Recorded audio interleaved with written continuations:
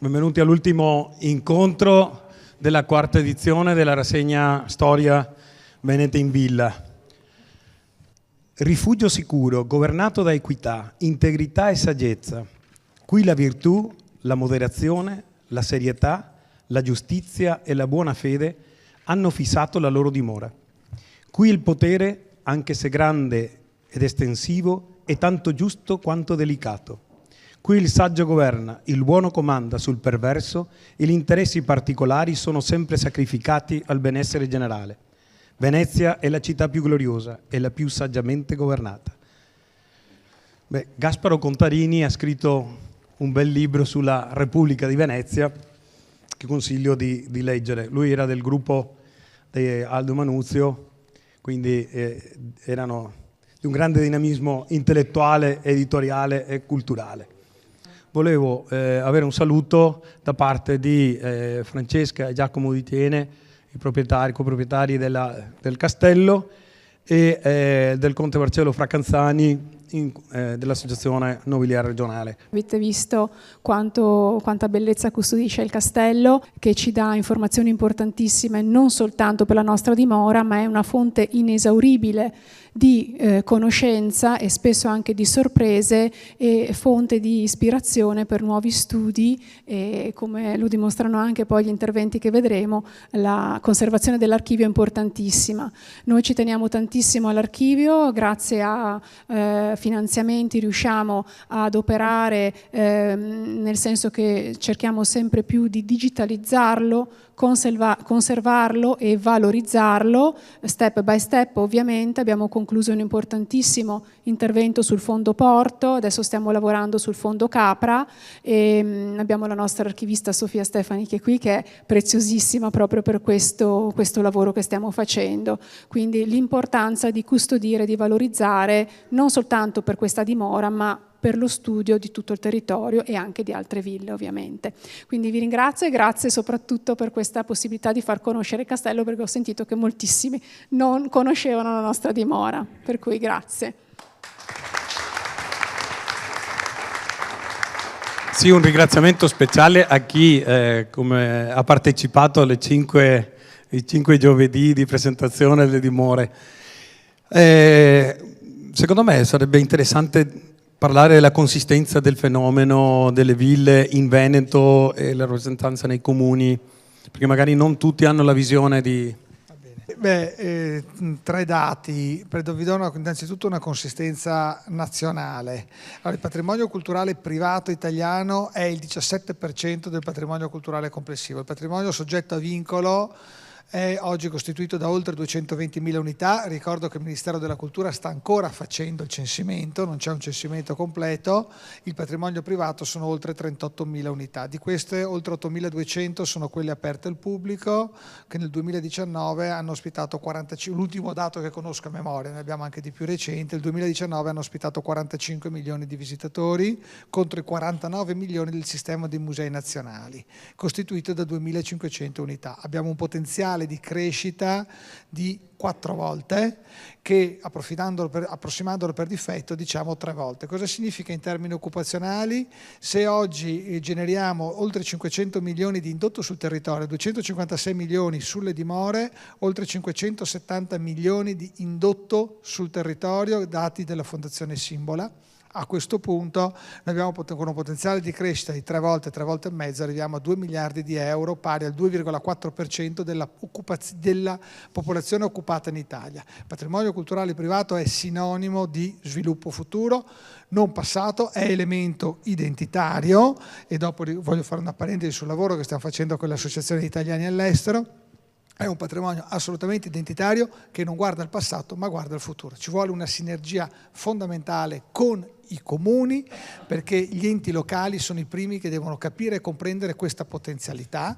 In Italia abbiamo l'assurdità che il patrimonio, mentre finanziamo l'industria dell'auto che è privata e paga le tasse in Olanda, estremizzo il concetto e spero che nessuno me ne voglia, abbiamo un patrimonio italiano che paga le tasse in Italia, che sta in Italia, che genera occupazione nei territori, che non è visto da nessuno. Mi perdoni l'assessore, parlo in termini generali ovviamente, ma dalla maggior parte degli enti locali e degli enti nazionali non viene percepito come tale. Il patrimonio culturale privato italiano è per il 54% nei comuni sotto i 20.000 abitanti. Di questo 54%, l'11% sta nei comuni sotto le 2.000 unità e il 18% nei comuni tra le 2 e le 5.000 unità. È l'unica, non è solo il museo diffuso più importante d'Italia, ma è l'industria più diffusa d'Italia. Siamo l'unica industria, e uso un termine economico volutamente, e mi perdoneranno i fautori della cultura puri, ma è l'unica industria diffusa così tanto nel territorio italiano. Noi abbiamo uno stabilimento culturale probabilmente in ogni comune, probabilmente ne abbiamo più di uno in ogni provincia.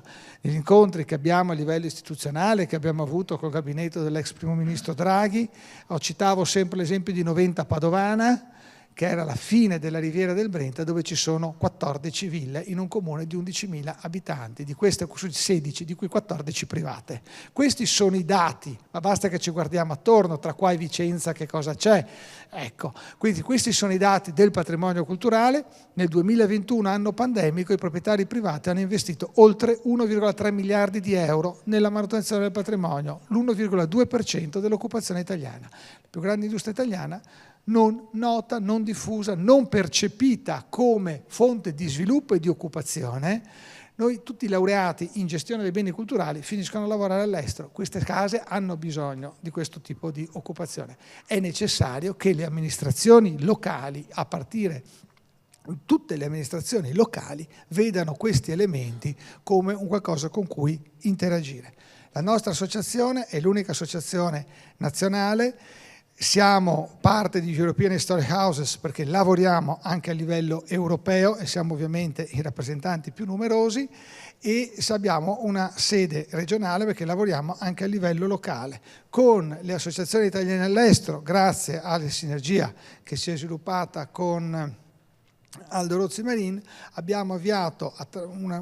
stiamo avviando dei progetti di turismo delle radici. Con le associazioni italiane all'estero noi abbiamo una rivista riaperta un anno fa con cui stiamo cercando di fare un'azione di promozione del territorio, e attraverso Aldo stiamo cercando di coagulare le associazioni di italiani in Italia, perché poi diffondano nei loro corrispettivi all'estero sia i contenuti della rivista ma anche progetti legati al turismo delle radici, visto che tra Ministero del Turismo e Ministero degli Affari Esteri qualche denaro c'è. Anche qui sarà fondamentale l'interazione con le amministrazioni locali. Se non c'è una sinergia pubblico-privato, il patrimonio culturale è destinato a perire, e gli archivisti con essi. Ascoltate, le pietre parlano a chi sa ascoltare. Le statue, non solo quelle di Orazio Marinali, mostrano a chi ha la curiosità di guardare. E le ville raccontano storie, perché le ville sono un abito, sono lo spazio piegato da una persona attorno alla sua personalità.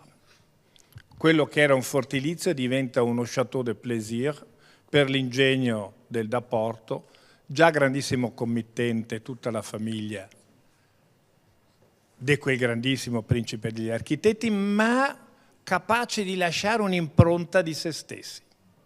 Non per vanità, vanitas vanitatum, ma per testimonianza, che in greco è martyrion. Tutt'altra cosa, il mettere gli altri davanti a se stessi. La mia associazione, la nostra associazione, raccoglie queste storie che emergono dagli archivi, dalle carte. L'associazione nobiliare si chiama così, ma non tenta un colpo di Stato per riportare al potere l'aristocrazia come classe sociale. Casomai tenta di riportare al potere l'aristocrazia come modo di vivere. Cioè di cominciare, lo possiamo fare tutti, dalle regole della buona educazione, che hanno una ratio sostanziale, quella di riconoscere agli altri uno spazio uguale a quello che occupiamo noi stessi e ridurre lo spazio che occupiamo noi, dal salutare fino a come ci si comporta nel mangiare, con quella sobria eleganza che è il vero tratto della signorilità.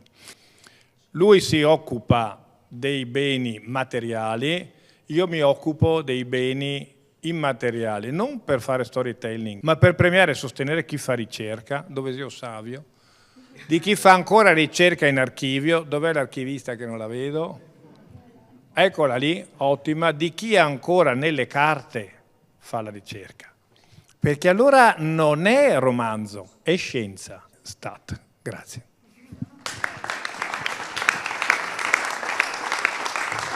Abbiamo questa sera il professor Edoardo Demo e Alessandro Martoni. Edoardo Demo, professore ordinario di storia economica presso l'Università di Verona, che si occupa di storia economica e sociale terraferma nel Rinascimento, già da sempre, dalla prima edizione, sempre presente alla rassegna Storia Veneta in Villa. E Alessandro Martoni, docente di storia dell'arte e conservatore del Museo Civico di Palazzo Chericati di Vicenza. Grazie. Giacomo Tiene poco fa mi ha anticipato dando un ruolo importante ai proprietari di villa anche con questo ruolo di imprenditori. Noi stasera vedremo che i committenti di ville, i committenti di palazzi, lontani da essere dei rentier, sono invece dei grandi uomini d'affari. Nel mio intervento poi cercherò di valorizzare anche quelle che sono le fonti archivistiche, una cosa a cui i proprietari del castello tengono in modo particolare ed è una cosa fantastica, e su questo torneremo fra poco. Il titolo è Bernardino da Porto e gli altri, nobili imprenditori nella Vicenza del Rinascimento. La prima slide di contesto è una slide che uso normalmente. Ormai non si può più dire che gli studi più recenti hanno modificato radicalmente il punto di vista relativo all'economia della Repubblica di Venezia, perché sono passati già diversi anni. Fino, diciamo, sostanzialmente agli anni '80 si credeva che la terraferma veneta facesse solo agricoltura, cioè fosse semplicemente l'area economica che servisse a dare le derrate alimentari alla capitale. A partire con gli anni '80 invece ci si è resi conto che la realtà è molto diversa. La terraferma veneta è fatta di grandi, medie e piccole città che in larga parte sono città che hanno attività manifatturiere, che producono non per il mercato locale, ma per l'esportazione su mercati lontani. Questo vale in modo particolare per la città di Vicenza e vale in modo particolare per tutta l'area pedemontana a nord della città. Usiamo un'altra immagine, la linea a nord della linea delle Risorgive, tanto per intenderci. Le fonti, parto subito da questo. La ricerca si basa su ricerche d'archivio molto importanti, condotte nel corso degli anni, non semplicemente dal sottoscritto, ma da un'equipe di studiosi che, lavorando insieme fianco a fianco, ha permesso di rivedere drasticamente la chiave di lettura storiografica a cui ho fatto riferimento poc'anzi. Potremmo partire dagli storici un po' più in là, con gli anni che comunque hanno fatto la storia economica del Veneto, ricordo per esempio Gigi Fontana, per continuare con Walter Pancera o Luca Molà, che hanno invece approfondito i temi relativi alla terraferma a Veneta, per continuare a quelli della mia generazione, quindi ricordo anche per esempio Francesco Vianello o Andrea Caracausi, per finire con quelli più giovani, e qui abbiamo in sala Andrea Savio oppure Giulio Ongaro, sono nomi di studiosi che hanno permesso di approfondire notevolmente le conoscenze. Si è partiti dall'Ottocento e si è andati a ritroso. Prima si è detto l'Ottocento è un secolo di manifattura, poi si è detto il Settecento, poi il Seicento, poi il Cinquecento, poi il Quattrocento. Praticamente si è arrivati molto indietro nel tempo. Quali sono le fonti che noi possiamo usare? E poi vedremo nello specifico con riferimento a quello che è conservato anche nel castello. La maggior parte degli studi sono stati condotti su fonti di natura notarile o giudiziaria, nel senso che mentre in Toscana il patrimonio di libri contabili è eccezionale, nel Veneto la conservazione di libri contabili che non facciano riferimento al possesso di terreni, comunque di immobili in generale, sono veramente pochissimi. I libri di conto che guardano l'attività manifatturiera o mercantile si contano sulle dita di 3, forse 4 mani al massimo, e sono rarissimi da trovare.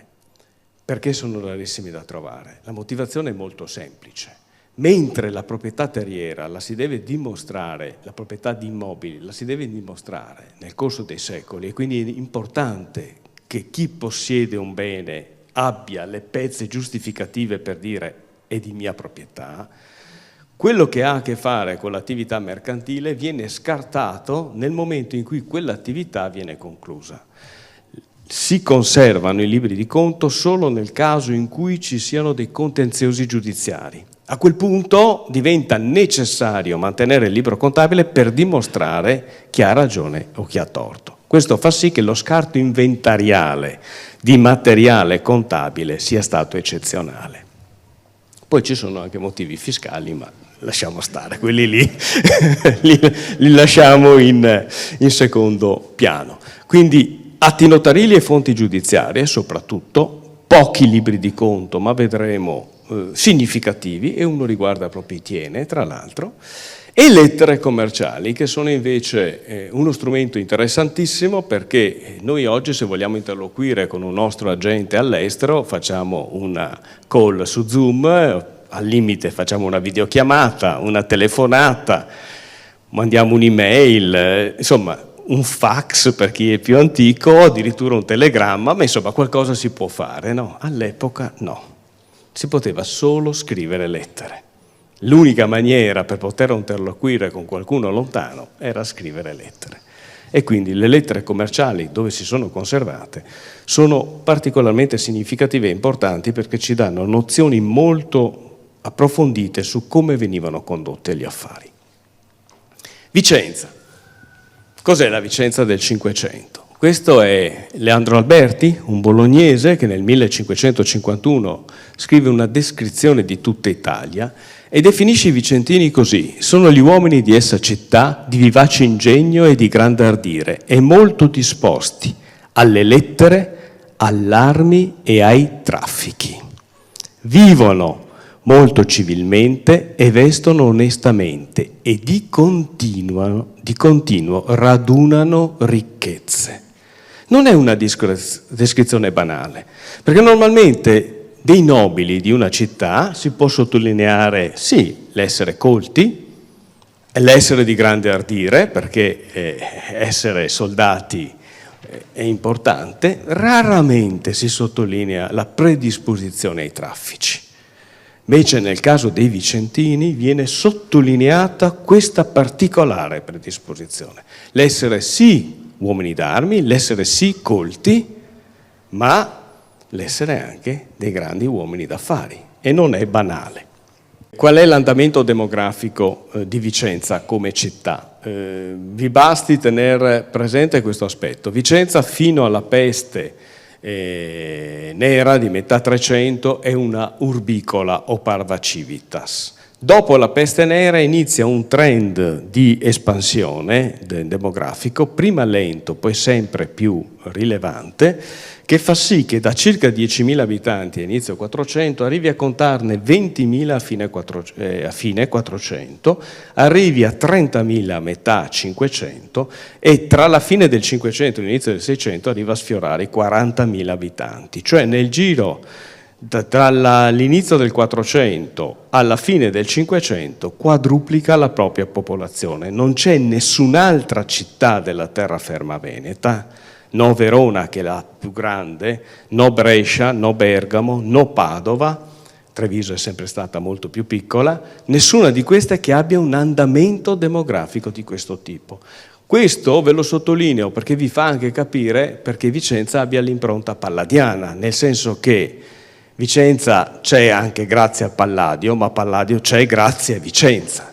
Cioè, se non ci fosse stata una città ricca che attirava abitanti, che attirava gente disposta a venire a lavorare in una città in crescita da un punto di vista economico, questo non avrebbe potuto permettere a Palladio di fare quello che ha fatto. Questo è un dato molto interessante, perché c'è un momento tra fine 500 e inizio 600 in cui probabilmente Vicenza supera anche Padova da un punto di vista demografico. Poi invece dopo la peste del 1630 Padova scappa, Vicenza declina lentamente, ma Questi sono dati che sono interessanti anche eventualmente da verificare. Manifattura e mercatura. Quali sono i settori che contraddistinguono? In questo caso sì, posso dire, Vicenza e il suo territorio. 2 sono i settori fondamentali, quelli che generano ricchezza e che hanno una forte propensione all'internazionalizzazione. Anzi, che qua, permettetemi di dire, non è un caso che oggi la provincia di Vicenza, forse non lo sapete, ma è la prima provincia d'Italia per export pro capite. In generale è la terza, segue Milano e Torino, ma per export pro capite è la prima. E non è un caso che nell'università, nella sede vicentina dell'università, si sono aperti dei corsi di laurea sia triennali che magistrali in economia internazionale, proprio per venire incontro a questa specifica spinta all'internazionalizzazione che contraddistingue il territorio da secoli. Lana e seta sono i 2 settori portanti. La lana soprattutto nel 400, la seta invece conosce il proprio boom nel 500. Poi la storia si infittisce, diventa molto più complicata, soprattutto per quanto riguarda il lanificio, si sposta dalla città verso il territorio, basti pensare Valdagno, Schio, eccetera. Per quanto riguarda la seta invece c'è una suddivisione.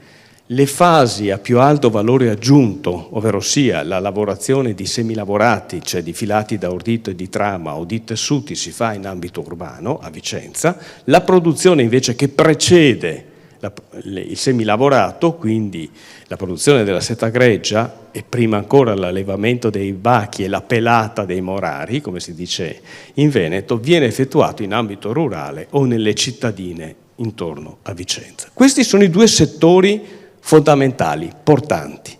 Ma non c'è solo questo, perché il territorio vicentino e la provincia è contrassegnata da una presenza impressionante di attività. La più, sconvolgente è l'attività estrattiva. E dopo vedremo una sorpresa anche dall'archivio dei nostri amici al proposito. Attività estrattiva. Forse voi non sapete che le più importanti miniere d'argento della Repubblica di Venezia erano situate nella zona del Tretto e di Torre Belvicino. E lì non c'era solo l'argento, ma c'era il caolino, la terra bianca, fondamentale per sgrassare i tessuti in lana o per produrre le maioliche. E su questo vi lascio in sospeso, perché dopo abbiamo veramente una sorpresa. Questa è un'attività rilevantissima. Io questa sera non vi presento la descrizione che della zona Sopraschio delle miniere Sopraschio fa il poeta fanese Dragonzino nel 1525, ma è una descrizione fantastica. Magari la riprenderemo, l'ho già presentata in altre occasioni. Per chi non la conosce, ecco, dopo casomai è una descrizione fantastica. Poi ci sono però altre attività, la concia dei pellami, la lavorazione ovviamente del legname, il vetro e l'oreficeria. Su questo campo bisogna tenere presente, per esempio, il vetro è sorprendente. Nessuno sa, se non nelle ricerche più recenti, tutti pensano a Murano, che invece a Vicenza era situata un'importante produzione di bicchieri nel 4 e nel 500. C'erano varie vetrerie specializzate in tutta una serie di tipologie di bicchieri. L'oreficeria, nulla di paragonabile alla realtà attuale. Quando mi dicono ma l'oro è sempre stata la grandezza di Vicenza, sì e no, nel senso che i settori portanti dell'economia vicentina nel lungo periodo sono la lana e la seta. L'oro è qualcosa di un po' più recente, però è presente dal 300 e da prima la corporazione, ma non in maniera tale da essere distintiva rispetto ad altre città. Però Vicenza aveva qualcuno che nessun altro aveva, e di cui Vicenza si dimentica spesso, che è l'incisore dei papi, Valerio Belli, che è vicentino. Se voi passate per Corso Palladio, vicino alla chiesa di Santa Corona, trovate dove Valerio Belli, c'è il busto di Valerio Belli, un personaggio eccezionale. Poi ci sono anche altre lavorazioni, anche la paglia, che entra nel 600, voi forse non sapete, ma per esempio Marostica diventa una delle capitali di produzione di cappelli in paglia a partire dal 600 e ancora di più nei secoli successivi. Dove sta Dov'è la ricchezza? Non so se sappiate che cos'è questa, la presento spesso nei miei interventi. È un particolare della pianta angelica del 1580 di Vicenza. Allora, la pianta angelica normalmente viene utilizzata dagli studiosi, è stata utilizzata per decenni dagli studiosi come strumento per poter verificare lo stato delle fabbriche palladiane. Nel 1580 a che punto erano arrivati i cantieri palladiani, cosa era stato costruito, cosa non era stato costruito. Ma la pianta angelica del 1580 è come se noi oggi andassimo a Monteberico e col nostro telefono facessimo una fotografia e fermassimo la città, il vivere della città in un giorno qualunque del 1580. La pianta è fantastica perché riproduce anche le attività economiche. Qui siamo sul Retrone, il fiume Retrone, nella zona di Ponte San Michele. Ebbene, vediamo se il puntatore, se no mi sposto, vedete che c'è tutta una serie di ruote idrauliche, Normalmente quando noi pensiamo alle ruote idrauliche, pensiamo ai mulini per la molitura dei grani, perché pensiamo che sia quello. In questo caso nulla di più sbagliato, perché queste ruote sono questi torcitoi da seta idraulici, un macchinario complesso. Attenti, a sinistra avete il torcitoio idraulico, il torcitoio manuale da seta. In questo caso il menator si inseriva nel mulino e lo faceva girare. Qual è il problema di un mulino da seta manuale? È che la torsione del filato dipende dalla forza con cui il menator muove l'impianto. E quando uno lavora parte vigoroso e poi si stanca, quindi il livello di torsione non è standardizzato. Quello idraulico invece deve la torsione alla velocità con cui il meccanismo viene mosso dalla ruota idraulica. E siccome la quantità di acqua che finisce sulla ruota idraulica viene in qualche maniera stabilita perché viene deviata su un canale appositamente, il livello di torsione è continuo ed è standardizzato. Vicenza ha nel 1596 almeno 100, così dicono le fonti, mulini da seta per la lavorazione della seta grezza, in macchinari di questo tipo che, come vedete, sono non solo complessi ma molto alti. Pensate, vedete qua che ci sono edifici molto elevati, vengono ficcati, dicono le fonti, dentro questi edifici perché ce ne sono da 4 e anche da 6 piani. Ogni piano aveva una base in legno e c'erano operai che lavoravano al primo, al secondo, al terzo. E attenti, la torsione non era sempre uguale. Un piano la faceva a S, un piano la faceva a Z, così facevo la filato di trama o il filato di ordito, a seconda di quello che serviva. E qui invece ci spostiamo sul bacchiglione, altra fila di ruote idrauliche quasi infinita. In questo caso però non abbiamo i mulini da seta, ma abbiamo gli impianti per la follatura dei panni, ovvero sia quegli impianti che vengono utilizzati per rifinire il tessuto di lana. Mentre sul retrone abbiamo mulini da seta, sul bacchiglione abbiamo folloni da panni, ma abbiamo anche cartiere, perché il meccanismo usato per follare i panni è lo stesso usato per produrre la carta. La carta non si produce dalla pasta di legno, ma da impianti di questo tipo che sminuzzano gli stracci che poi vengono successivamente lavorati per fare la carta e anche tutta una serie di altre attività. Che cos'è? La Vicenza della seconda metà del Cinquecento, la Vicenza di Palladio. Questo è un elenco telefonico. Se volete lo possiamo definire gli iscritti a Confindustria nel 1560.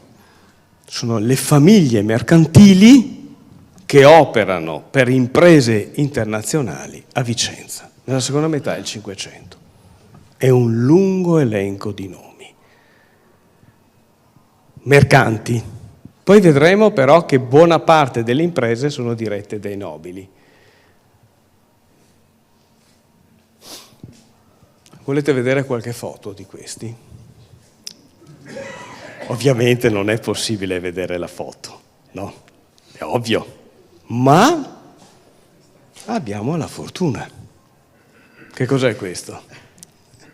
Il Teatro Olimpico. I primi accademici olimpici che hanno commissionato il Teatro Olimpico e che hanno sostenuto la costruzione del Teatro Olimpico, proprio perché hanno sostenuto la costruzione del Teatro Olimpico, hanno ottenuto il privilegio di essere ritratti in statua. E quindi noi conosciamo alcuni dei nostri grandi mercanti. Giambattista Pellizzari, grande uomo d'affari, internazionale. Nel 1581 però viene sottoposto a processo dalla Sant'Uffizio, perché è calvinista. Grande inimico della Chiesa. Alessandro Mora, altro grande uomo d'affari, calvinista. Le fonti lo definiscono un poltron, un buono a niente, così dicono alcuni, eppure è un grande uomo d'affari. Certo, forse non era particolarmente avveduto, opera soprattutto sul mercato tedesco e a un certo momento fallisce e lascia molti debiti in giro per l'Europa. Pietro Bonanome, altro di famiglia importante, al nostro amico Alessandro viene in mente la rappresentazione della anche della moglie, certo. E poi però, come vi ho detto, non solo mercanti, ma anche nobili, e molti. Altro elenco telefonico delle famiglie nobili di Vicenza, il cui nel secondo Cinquecento almeno uno dei rappresentanti fa mercatura. Molti sono calvinisti, questo è un aspetto interessantissimo. Vicenza è città infetta. Il Concilio di Trento doveva essere fatto a Vicenza. Non viene fatto a Vicenza perché la città era pericolosa e non siamo ancora in grado di stabilire oggi se questa particolare essere eterodossi abbia favorito la fortissima crescita economica della città nel Cinquecento. È una chiave di lettura molto interessante ma molto difficile da dimostrare, ma quasi tutte le famiglie nobili avevano almeno un rappresentante eterodosso. Molti, come vi dicevo, sono calvinisti, vicini alla riforma protestanti, molti sono i committenti palladiani. Ne vediamo qualcuno? Marcantonio Cogollo. Conoscete questa, è la pala d'altare a Santa Corona, l'adorazione dei magi di Paolo Veronese, che Marcantonio Cogollo commissiona. Non si è del tutto d'accordo su chi sia Marcantonio Cogollo. Secondo adesso Alessandro, forse questo o questo? Questo a sinistra. In questo quadro viene ritratto, si fa ritrarre come committente della pala d'altare. Un grande uomo d'affari di casa. Questi producono setterie che poi vendono soprattutto in Francia, Germania. Le città sono Lione, Francoforte, Lipsia, Norimberga, Anversa, Londra. Cioè sono di casa ovunque in Europa. Queste sono le marche mercantili. Nei documenti d'archivio vengono mostrate le marche mercantili. Cosa sono le marche mercantili? Come si faceva a sapere che quella balla di prodotto era di proprietà di Marcantonio Cogollo e non di Pinco Palla? Perché ogni ditta aveva quello che noi oggi definiremmo un logo. Questi sono 3 diverse tipologie di marche mercantili della famiglia Cogollo. Questa è particolarmente bella, sembra quasi opera di un designer contemporaneo. Le altre sono un po' meno, diciamo, belle nella loro rappresentazione. Giacomo Magrè, nobilomo il quale traffica e negocia molte cose, persona industriosa e traffichevole viene definita. Scusate, ma i nobili non dovevano essere rentieri e non fare mercatura? Questa è l'idea che nella maggior parte per decenni ci hanno fatto vedere. La realtà è un po' diversa. I manuali di nobiltà volevano che uno non facesse mercatura, poi la realtà era altra. Jacopo Maigret, noi abbiamo qua i nostri amici Tiene, in questo caso il conte Giulio Tiene.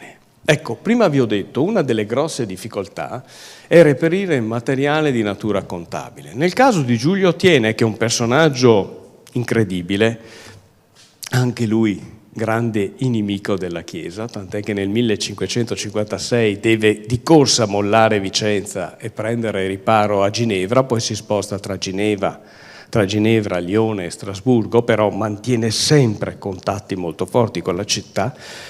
L'esempio di Giulio Tiene è particolarmente significativo perché è rimasto il libro contabile e ci fa vedere come Giulio Tiene operasse in prima persona nella mercatura. Questa pagina che vedete rappresentata è l'invio da Vicenza a Ginevra di una balla di orsolli, ovvero sia di filati da ordito, del peso di 90 kg. La cosa bella è che non solo abbiamo il costo e l'invio fino a Lione e quindi anche i costi sostenuti, ma abbiamo la marca mercantile di Giulio Tiene. Vedete come veniva fatto? C'è il documento e poi si dice guarda che ti arriva una balla che ha questo bollo. È la maniera per individuare il prodotto. Cioè, questo registro contabile ci ha permesso, è difficile da capire perché le setterie si capisce perché se le fa mandare da Vicenza. Gli occhiali con cristallo de Monte ha senso, arrivano da Venezia, evidentemente come si producevano a Venezia da altre parti non si facevano, ma le scarpe non ce n'erano a Ginevra perché le compra a Vicenza, compra le palle da giocare, i libri. Il primo libro che si fa mandare finché è esiliato è un libro chiamato Il Vitruvio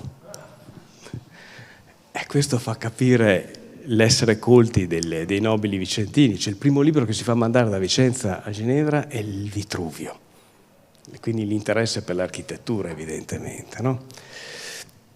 E veniamo al nostro Bernardino da Porto. Dico nostro perché è un personaggio particolarmente interessante e di cui sono emerse importantissime novità proprio dall'archivio conservato al castello, e qui devo ringraziare non solo i proprietari ma anche Sofia Stefani, l'archivista, e Andrea Savio che insieme hanno condotto lo studio per avermi messo al corrente dei documenti che si sono trovati. Ahimè, quando uno, professore universitario, arriva ad avere responsabilità, in archivio non ci mette più piede, se non quando vuole scappare dalla realtà e godersi qualche ora. Io ho una serie di documenti che vorrei vedere e che prima o poi vi andrò a vedere. Alcuni adesso ve li accennerò. Intanto, chi è Bernardino da Porto?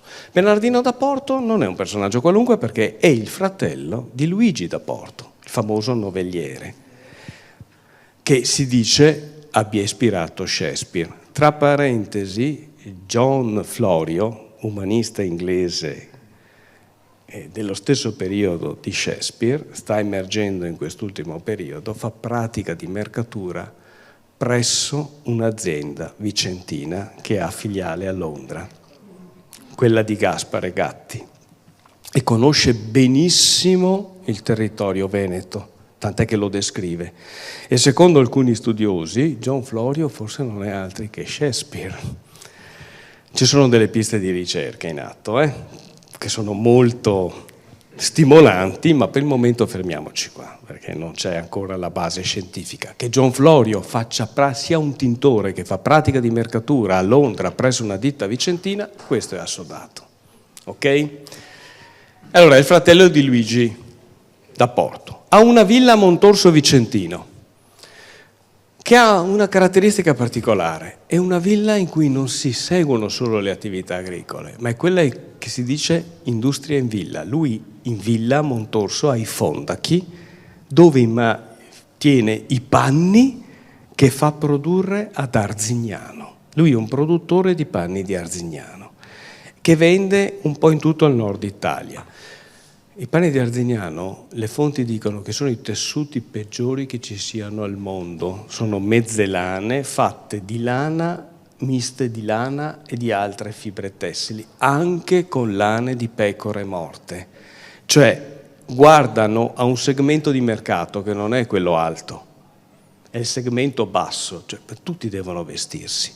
E non si punta sulla qualità, ma sulla quantità. Ne fanno tantissime. Bernardino da Porto è un produttore di mezze lane di Arzignano. Ha gente che da Mantova viene a Montorso a comprarsi i tessuti suoi, viene a vederli nel fondaco. Però è un grande uomo d'affari internazionale nel commercio anche non solo dei panni ma anche della seta. E io qua ho una serie di documenti che sono nel loro archivio che prima o poi dovrò vedere.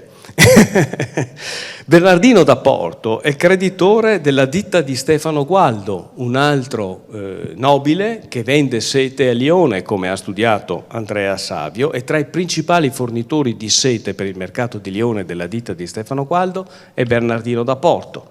Bernardino da Porto, il 20 marzo del 1541, fa una società con Camillo da Porto, sopra la società tra essi avuta nella mercanzia de panni e seta. Quindi Bernardino da Porto e Camillo da Porto fanno una società per produrre e vendere tessuti in lana e seta. Poi ancora 1544 Bernardino da Porto vende diverse centinaia di braccia di panno d'Arzignano a diversi mercanti provenienti dal nord Italia. 1545, 28 marzo del 1545, ancora Bernardino da Porto che vende panni d'Arzignano. 16 aprile del 1548, Bernardino da Porto nomina suoi procuratori a Lione per seguire gli affari sino a Lione. Nel 52 c'è il fallimento di una delle principali società mercantili internazionali di Vicenza, la Rason de Lione, che camminava nel nome di Bonanome, Canati e compagni. Fallisce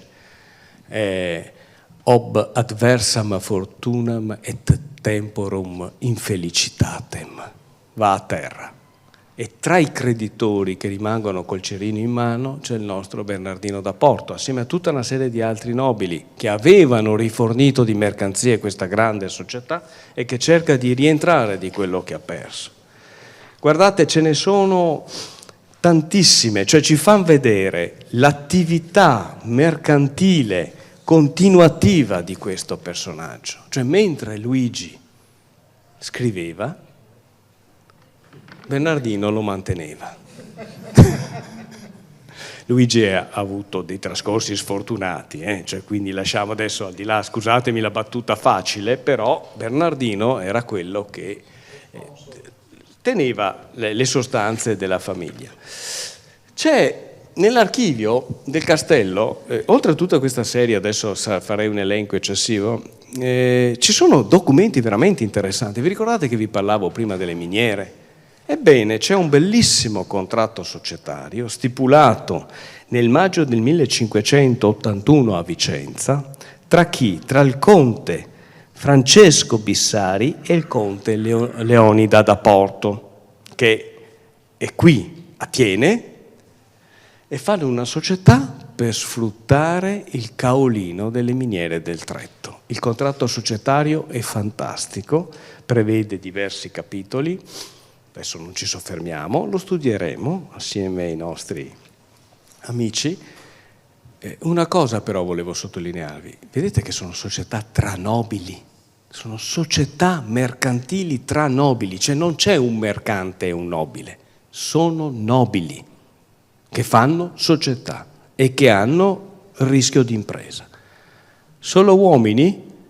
Voi sapete che io chiudo sempre dicendo che ci sono le donne. Ed è una particolare caratteristica della Vicenza del Cinquecento, non solo di Vicenza, diciamo della terraferma veneta del Cinquecento. C'è un periodo storico particolare, tra il 1550 e il 1580, che è tutto un fiorire di società mercantili che vede a capo donne. Ci sono casi che riguardano Verona, casi che riguardano Brescia, ma quelli che riguardano Vicenza sono particolarmente eccezionali. Me ne soffermo solo su due e poi lancio la parola ad Alessandro.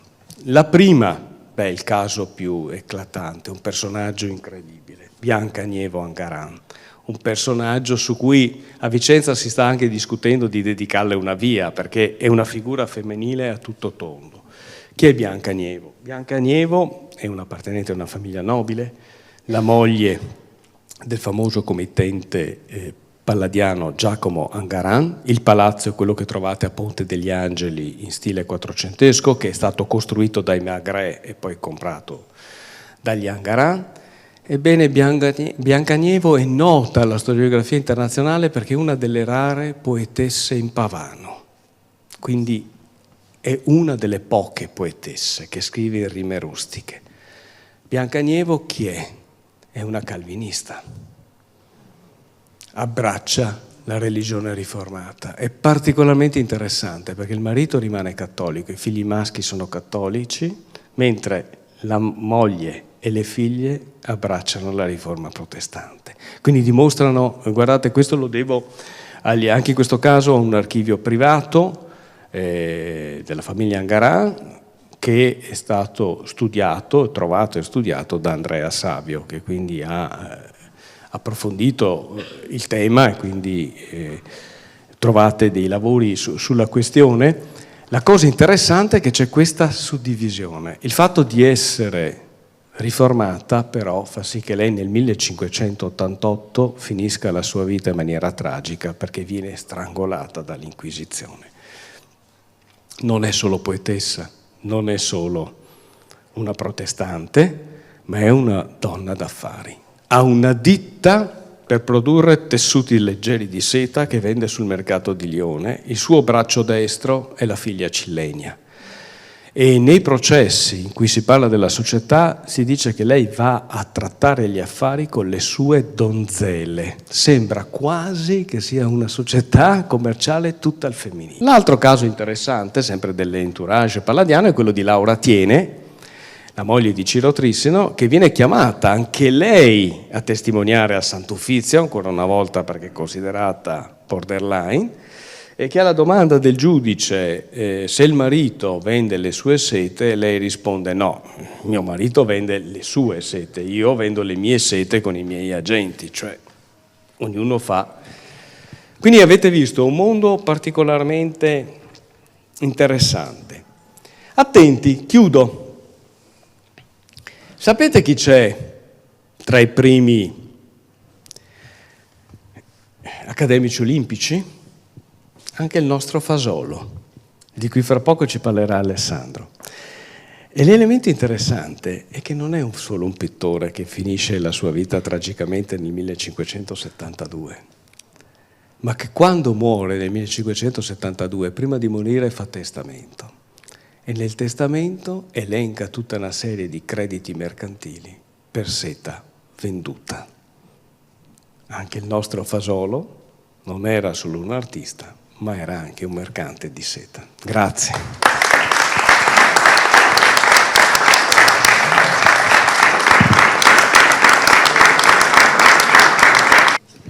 Allora, buonasera a tutti. Dopo tante sollecitazioni davvero mi sento pieno di spunti e nel ringraziare i padroni di casa, i Conti Tiene per l'invito, l'amico Aldo Rozzi Marin con il quale abbiamo condiviso un pezzo della mia storia professionale quando ero curatore e responsabile scientifico delle collezioni alla Fondazione Cini.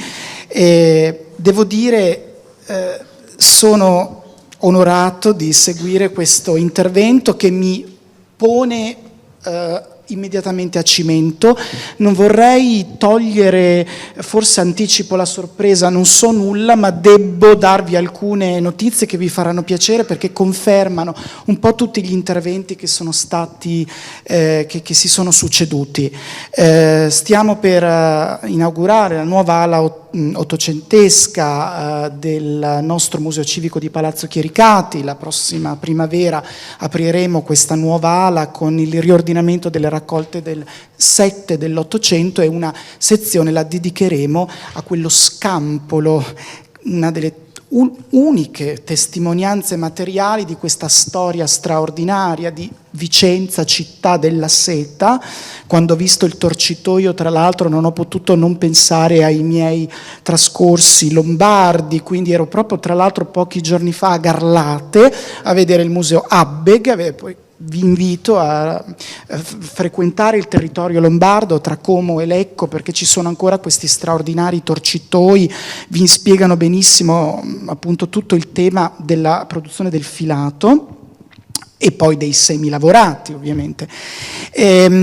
Dicevo, apriremo il museo con la sezione dedicata alla manifattura marasca.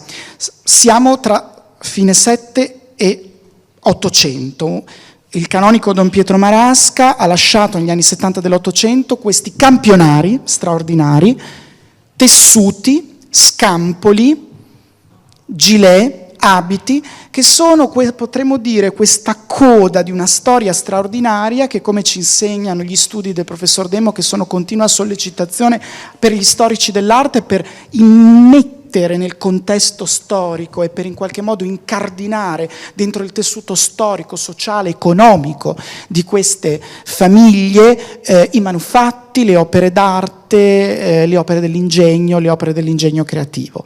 E quindi io lancio una sfida, quella di costruire una rete che metta il Veneto e soprattutto Vicenza al centro di un progetto per trasformarla proprio nella Vicenza città della seta, ma dal punto di vista proprio storico, creando legami con altri territori italiani che in qualche modo hanno visto la loro ricchezza proprio e la loro importanza proprio legata alla produzione dei filati serici e dei semilavorati, oltre al tema della...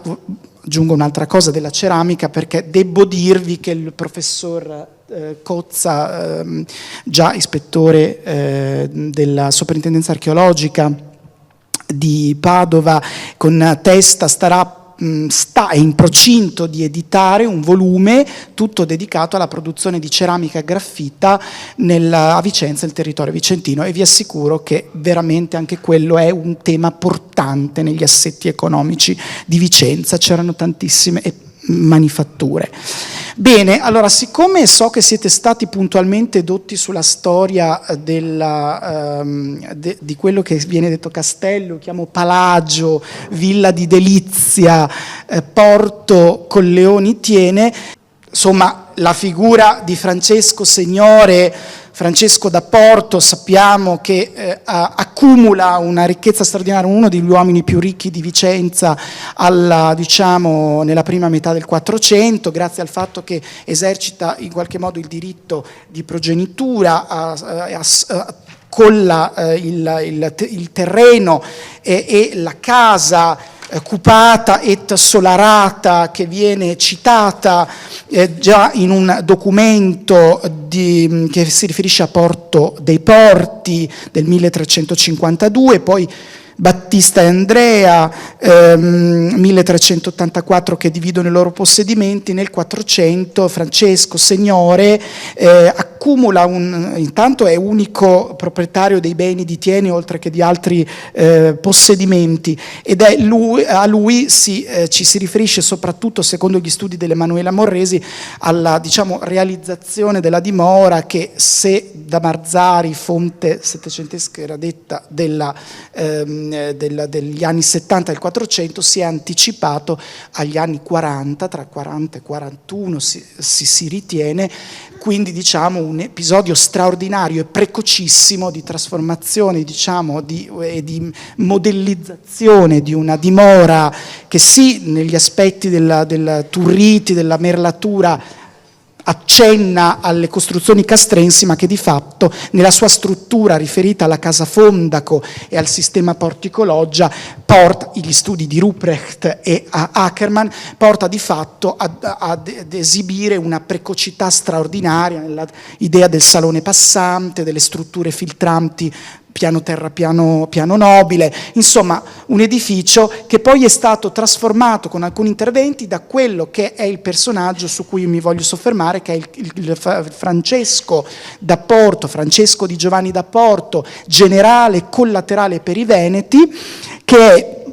di fatto la figura a cui spettano alcuni interventi, oltre che nelle adiacenze, nel giardino, le 2 scale gemelle che vedete nel portico terreno sono, per quanto parzialmente alterate nell'Ottocento, sono le scale che lui fa aggiungere, insieme alla tamponatura dei merli di facciata per spostare il granaio, diciamo l'area di deposito dei raccolti al sottotetto. E vi leggo solo un passaggio del citato poemetto di Dragonzino Fanese, un'opera di Giambattista Dragonzino da Fano, che in questo poemetto editato a Venezia nel 1525 descrive varie dimore, Vicenza, però descrivendo il luogo in cui ci troviamo così lo tratteggia: una porta magnifica et famosa si vede aperta, e a entrar chi passa in vita, di color mille adornata e pomposa, e di fino oro ed intaglio scolpita, di lettere dorate alto riposa questa sentenza sol da sé fiorita, cui regna anche da sé non val ricchezza la cortesia, il valor, la gentilezza. Vedesi uno scudo, eccetera, eccetera, d'altro veder nessun più si consiglia, dov'è il palazzo pien di meraviglia. Descrive soprattutto i giardini, un luogo di delizia, ovviamente da connettersi a carature di carattere encomiastico, celebrativo, ma sicuramente vuole essere un po' una sorta di celebrazione di quelle che erano state le trasformazioni sull'edificio quattrocentesco, che datano sostanzialmente al periodo dopo la guerra con i collegati cambraici, e lì anche il momento di risalita dopo la criticità economica di Francesco da Porto, che, ricordo, nel 1532 fu nominato dalla Repubblica Serenissima di Venezia appunto generale collaterale, non ha diretta pertinenza sulle truppe, ma assolda, paga i soldati, un ruolo di grande prestigio e di provata fede. Il doge Andrea Gritti, ecco, che conosceva bene i temi di affiliazione e fedeltà durante i disastri cambraici, e voglio dire anche sicuramente un ruolo che attesta la acclarata, qui mi correggerete, fede marchesca del generale collaterale. Bene, io mi accingo solo a farvi vedere questi frammenti del fregio del salone al piano nobile, perché ecco, a questo fregio è sicuramente da ricondursi a una campagna ancora quattrocentesca, probabilmente fine 400, perché i legami di questo fregio di tritoni, fregio marino, eccetera, si possono ricondurre a tutta una serie di episodi che sono molto, diciamo, stati individuati nell'area anche vicentina, come a Braglio di Bolzano Vicentino, la Villa Terreran a Gagliazzo, e ancora una serie di esempi che io tratto da Orgiano, questa è una casa d'Orgiano. Poi, attenzione, nello stesso fregio vediamo questi interventi che sono palesemente cinquecenteschi, diremmo così, di matrice zelottesca, che si vanno riferiti, eccoli qua, questi putti con le cartouche e figure mitologiche di fiumi in questi cammei. Vi faccio vedere questi che sono veramente tracce, frammenti di quello che resta di questo salone, che le cui decorazioni vanno ricondotte a quanto ci dice Vasari nel 1568, ecco, da edizione giuntina, quindi la seconda la prima è la torrentiniana del 1550. Nella vita di Michele San Michele, vedete, Battista da Verone, alias Giovanni Battista Zelotti, dipinse costui, essendo giovane in compagnia di Paolino, una sala a Tiene, non è un errore l'assenza dell'H, ma l'ho preso da Vasari, sul Vicentino, nel palazzo del Collaterale Portesco, dove fecero un infinito numero di figure che acquistarono all'une e all'altro credito e reputazione. Sono probabilmente gli anni in cui Zelotti è veronese, quindi noi abbiamo purtroppo perduto questo ciclo straordinario che rappresentava anche precocemente l'esempio ad accordo con gli affreschi parzialmente conservati della villa dei Soranzo a Treville di Castelfranco, purtroppo staccati, strappati, e la villa perduta, come ben sappiamo.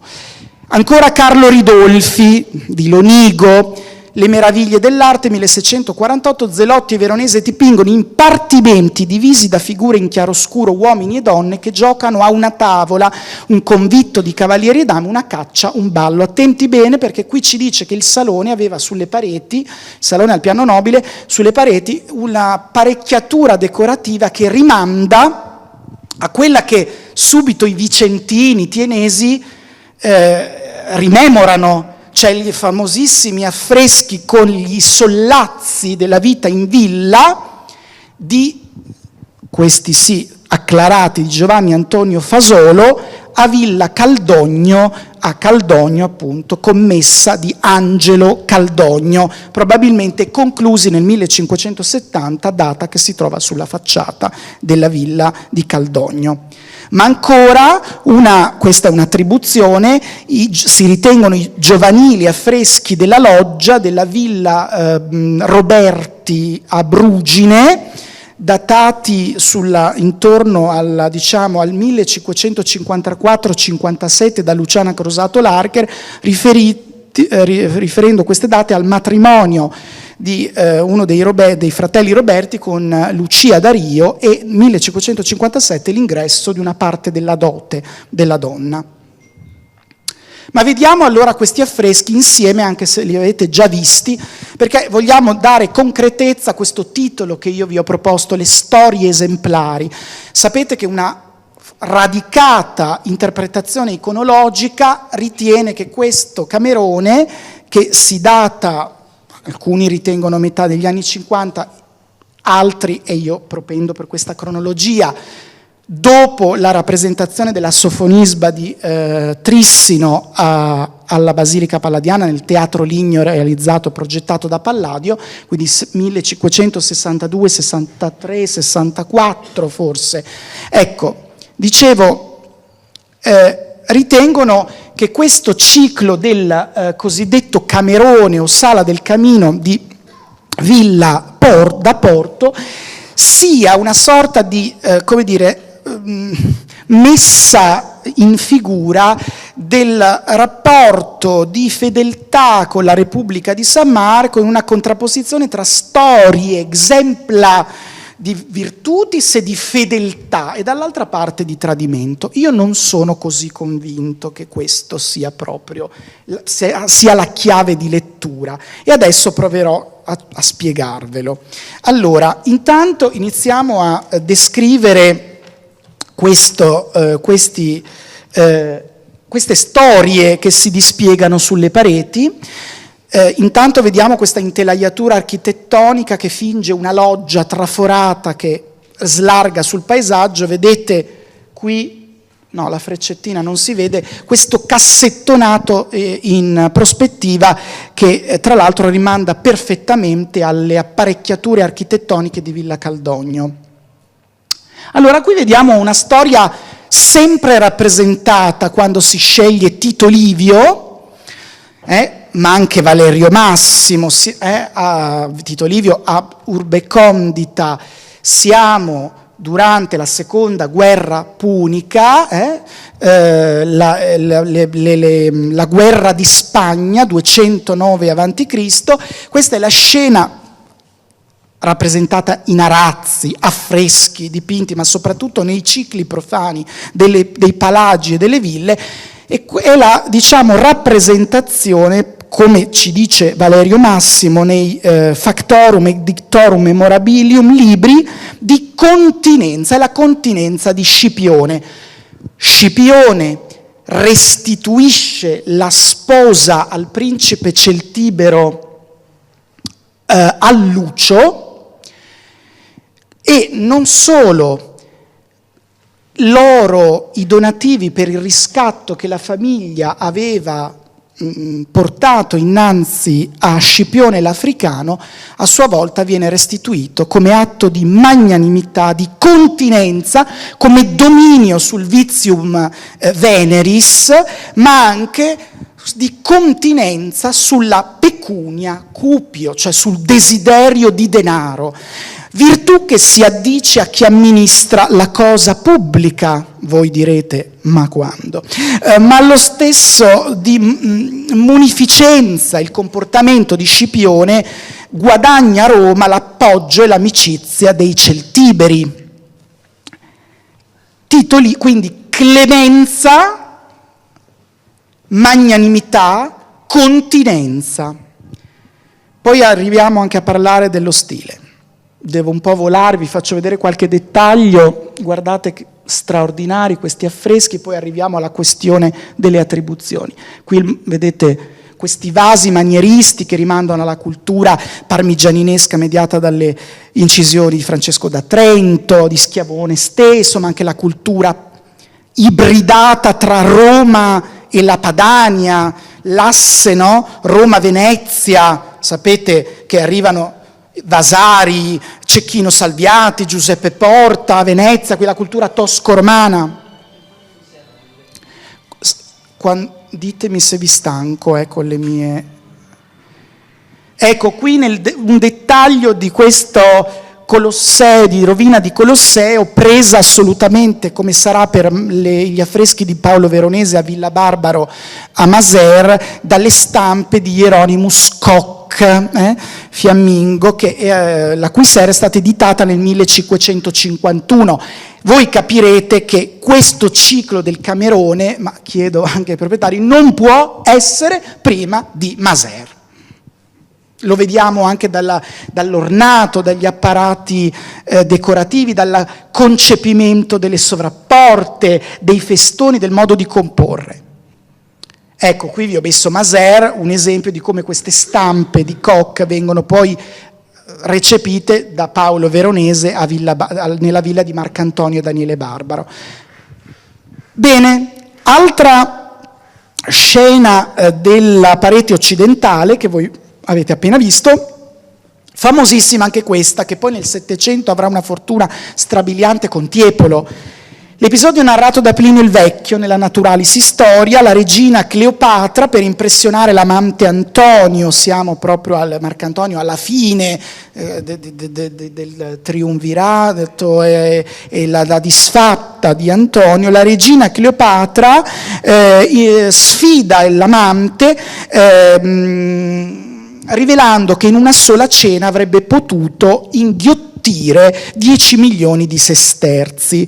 Lucio Munazio Planco, che è quella figura strepitosa, un po' alla Jacopo Bassano, che vedete a sinistra, vedete quella veste forse di smaltino,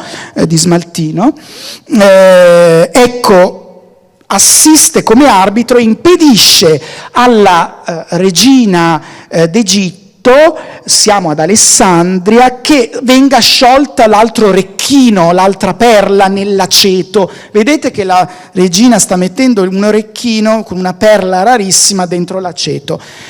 Beh, la bandoliera di Cleopatra, vediamo.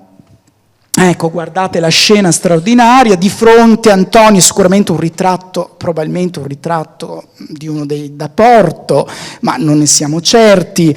Ecco, vedete col cameo, la bandoliera è ricavata dalla moda veneziana del tempo, ma anche secondo modelli di esotismo tipici, con le acconciature veneziane, delle bionde sempre sono queste donne, bellezze muliebri tipiche di questa cultura veronesiana, di cui Fasolo, Zelotti sono grandi interpreti. E poi abbiamo una scena interpretata come, almeno credo ancora come tale, come Muzio Scevola, Parete Orientale, che anche sulla scorta di Ridolfi, che di fronte al re etrusco Porsenna si brucia la mano perché, diciamo così, non essendo quella mano riuscita ad uccidere il re, ecco come prova, ma in realtà faccio mia la interpretazione della Francesca Lodi, che tanti studi ha dedicato insieme a Margaret Binotto, ma anche i grandi, Cevese, Barbieri, tutti si sono concentrati su questi affreschi, Van der Smaan, eccetera. Ecco, ritiene invece la Francesca Lodi che questo si tratti di un'altra storia esemplare, tratta sempre da Valerio Massimo, cioè questo Pompeo, che non è Pompeo Magno, che davanti al re Genzio, durante una delegazione, palesando le decisioni di Roma, si bruciasse il dito su una candela, vedete che non è un braciere, ma è una candela, o su una lucerna forse più le fonti, vedete, però qua diventa una candela su questo straordinario tripode. Ecco, per fare capire che nulla l'avrebbe atterrito, nemmeno eventuali torture. In questo modo il nostro, forse, Pompeo si sarebbe attirato la simpatia del re, che, ammirato dalla sua fierezza, avrebbe espresso il desiderio di stringere alleanza col popolo romano. Cominciamo a capire che il tema fedeltà e tradimento comincia a vacillare, e forse il concetto invece dell'exempla virtutis, che sono tipici di questa rappresentazione delle dimore, come momenti, come dire, apicali, tratti ovviamente dalle fonti romane, che in qualche modo determinano una sorta di costellazione valoriale che noi ritroviamo, diciamo, in moltissimi di questi casi freschivi. Entrambi, comunque, che sia Muzio Scevola o che sia la storia di Pompeo e Genzio, Valerio Massimo li associa sotto il capitolo della pazienza. Allora, la storia della Sofonisba, la figlia della generale cartaginese Asdrubale, moglie del numida Siface, siamo ancora durante la seconda guerra punica, che diciamo è costretta a cedere perché Roma, Scipione l'Africano, è entrato a Cirta e ha conquistato la città, e quindi in qualche modo si deve piegare ai voleri del vincitore. Massinissa entra in città. Tra l'altro, nella tragedia di Trissino, Massinissa era il promesso sposo di Sofonisba. La, diciamo, fidanzata gli viene sottratta perché il padre Asdrubale, per distrarre e portare alla causa cartaginese diciamo così, Siface, che era, diciamo, il re dell'altra tribù numida, in qualche modo sposa la Sofonisba a Siface. Il coro di donne rimanda proprio all'assunto della tragedia, al coro che commenta la scena di Gian Giorgio Trissino, in cui la donna va incontro a Massinissa e lui le promette di sposarla, e la sposa nella tragedia. Qui è tutto un po' inventato, qui ovviamente nei rifacimenti, diciamo, anche rinascimentali, e lei però non accetta di essere portata schiava in Roma, nonostante Massinissa abbia fatto da garante con Scipione. Scipione dice: la lex romana, la donna deve diventare schiava, essere possesso di Roma. Allora, come dono di nozze, Massinissa, che l'ha sposata per in qualche modo sottrarla da questo infausto destino, le manda come dono di nozze una coppa di veleno. Lei si avvelena al finale tragico da opera lirica, e la vedrete sempre, Sofonisba, rappresentata in quadri da stanza con la coppa di veleno mentre si uccide. Ecco qua. Allora vi faccio subito notare una cosa. Guardate i dettagli, guardate che cosa appare nella città che traguarda questo loggiato.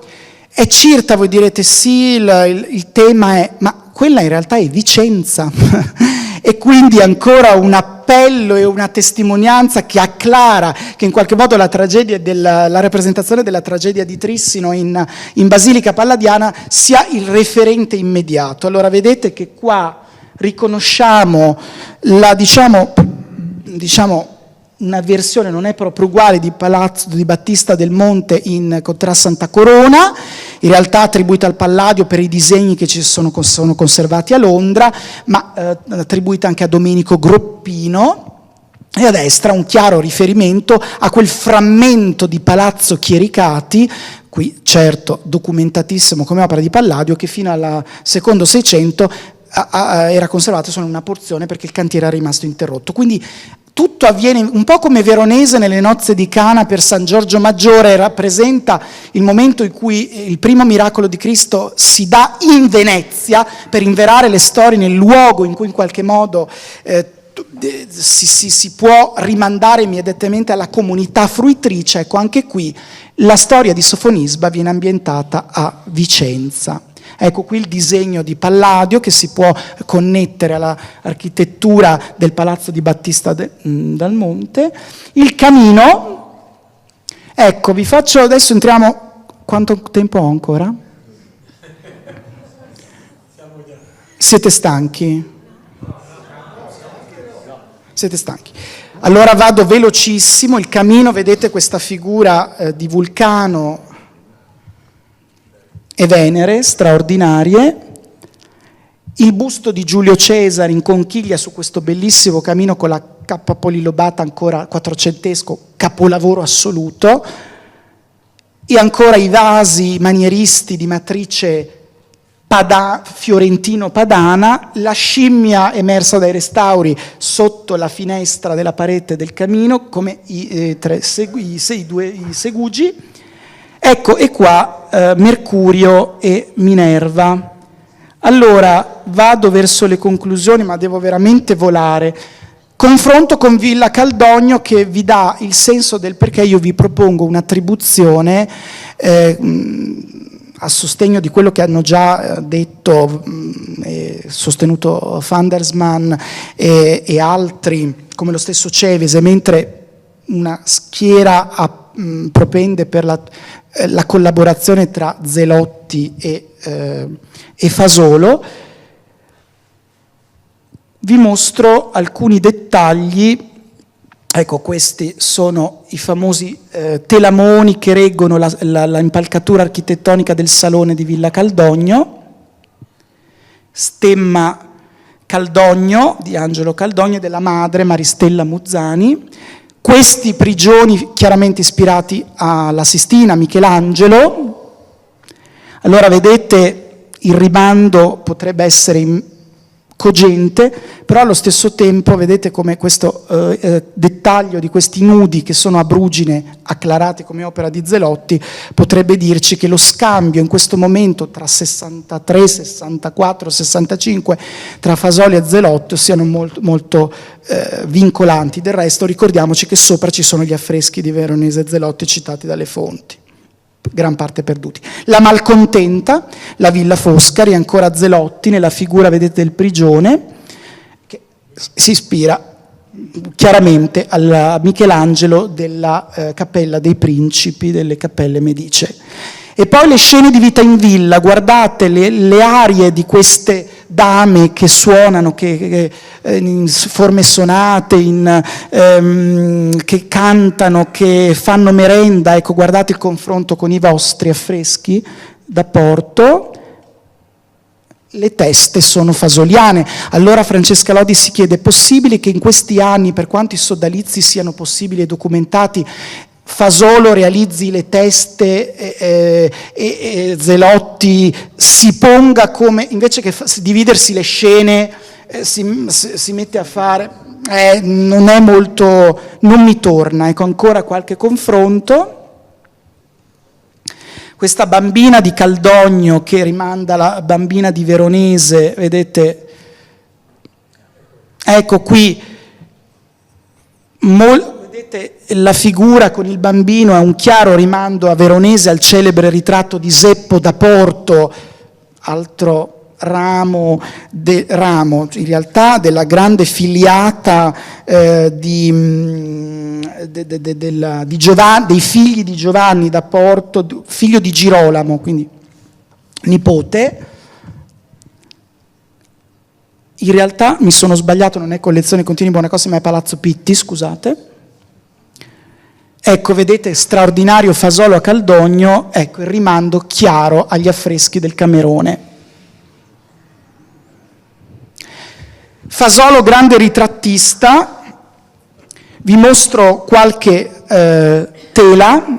Allora, questa è la tela di San Francisco, datata 1558 al Museum of Fine Art di San Francisco, quindi un appiglio documentale importante. Non sappiamo chi siano coloro che vengono ritratti, mentre sappiamo che sappiamo l'identità, l'effigie di Giuseppe Gualdo, giureconsulto vicentino, e la moglie Paola Bonanome, con le figlie Laura e Virginia, gli altri figli Emilio ed Emilio Paolo, che sono opera della metà degli anni 60, Palazzo Chiericati, Museo Civico, e quindi le doti di ritrattista che vediamo nei ritratti, io li chiamo ritratti di famiglia in un interno, citando Visconti, e li ritroviamo nella stessa qualità ritrattistica degli affreschi di Caldogno, ma allo stesso tempo degli affreschi da Porto.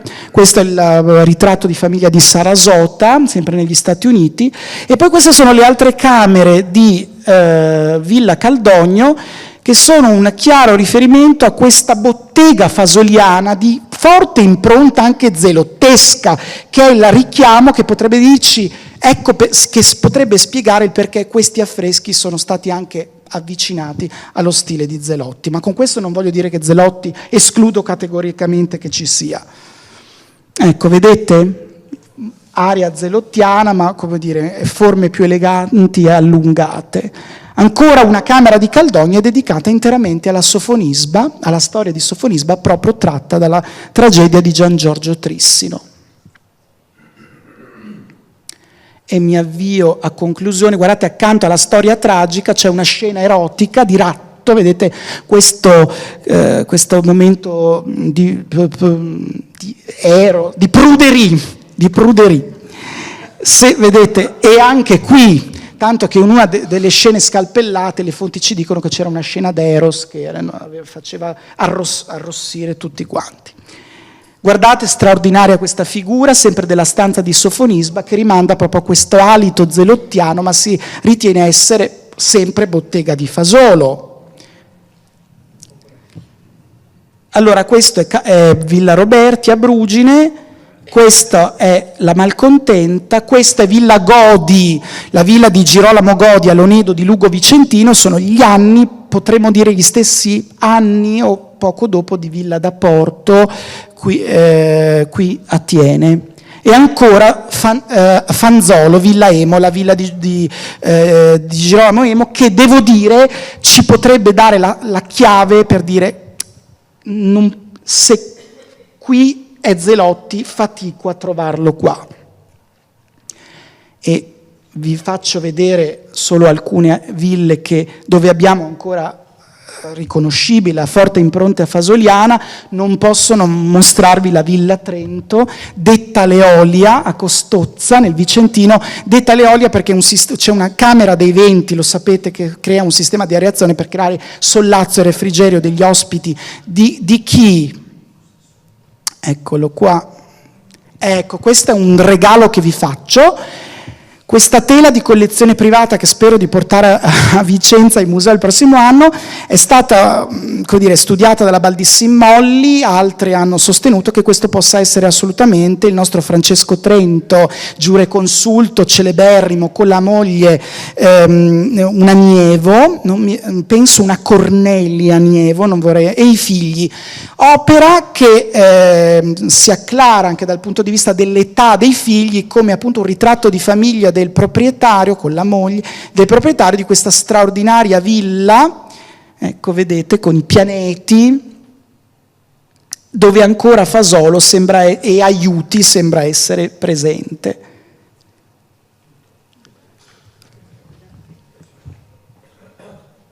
Qui è scomparso tutto ancora, ma forse vuol dire che devo chiudere, quasi come se...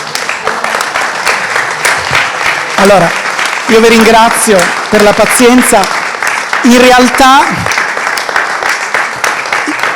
realtà sapete, ecco, grazie, sapete che ci sono altre ville tra le tante, Villa Campiglia d'Albettone, la villa di Carlo Campiglia, il papà della Maddalena Campiglia, della poetessa, ma ancora, e vado veramente a chiudere, la villa Sesso Schiavo di Sandrigo, e lì il tema dell'eresia dei protestanti di questo Carlos de Sesso, andato in Spagna e poi bruciato su Ruga Valladolid, ci dà la traccia delle conventicole ereticali a Vicenza. Bene, allora grazie ancora e buona serata a tutti.